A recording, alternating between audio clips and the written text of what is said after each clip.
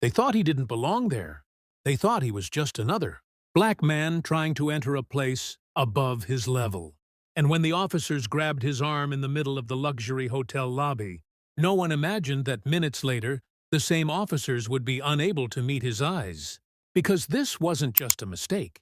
It was a moment that would change careers, silence a room, and expose a truth no one was ready for. The lobby of the Grand Orem Hotel looked exactly like money. Polished marble floors reflected golden chandeliers. Soft piano music floated through the air. Guests in tailored suits and designer dresses moved calmly, as if nothing in the world could disturb their peace. That calm shattered the moment the doors slid open. A black man stepped inside. He was well-dressed, not flashy, not careless. A clean, dark coat, pressed trousers, leather shoes that showed wear, not neglect. His posture was straight, his expression calm, almost tired. The kind of tired that comes from experience, not fear. He paused for half a second, scanning the lobby, then walked toward the front desk. That's when the looks started. A woman near the lounge whispered something to her husband. A man sipping espresso frowned. A concierge's smile faded just slightly. The receptionist looked him up and down before speaking. "Can I help you?" "Yes," the man replied evenly. "I have a reservation." The receptionist hesitated, then typed his name slowly. Her eyes flicked to the screen, then back to him. Something didn't add up, at least not in her mind. "Sir," she said, lowering her voice, "are you sure you're at the right hotel?" The man blinked once. "I'm sure." Behind him, murmurs grew louder. Moments later, 2 police officers entered the lobby already alerted. They didn't ask many questions. "Sir, we've had a report," one officer said, hand resting near his belt. "You'll need to step outside." "For what reason?" the man asked calmly. "You're causing concern." The word hung in the air. Concern. Guests watched openly now. Phones stayed down, but eyes were everywhere. This wasn't a crime scene, it was entertainment. "I'm a guest here," the man said, his voice steady. "You can verify that." The second officer sighed. "Let's not make this difficult." They moved closer. One gently but firmly took the man's arm. A woman gasped. Someone whispered, "I knew it." Another shook their head like this outcome was inevitable.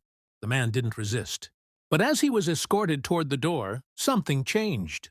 Not in him, but around him. A hotel manager rushed forward, whispering urgently to the receptionist. The receptionist's face drained of color as she stared at the screen again. Outside, a patrol car pulled up. And then, another vehicle stopped. A black unmarked sedan. The lobby doors opened once more. This time, the air went completely still. A senior patrol captain stepped inside. He scanned the scene. The officers, the guests, the man being escorted out. And then his eyes landed on the black man. The captain stopped walking. His jaw tightened. His expression shifted. Not to anger, not to confusion, but to something far worse. Recognition. The room didn't notice yet, but they were about to. The patrol captain didn't raise his voice. He didn't need to. The moment he stopped walking, the officers escorting the man felt it. That sudden shift in the room when authority changes direction. "Release him," the captain said quietly. The words didn't register at first. "Sir?" one officer asked, confused.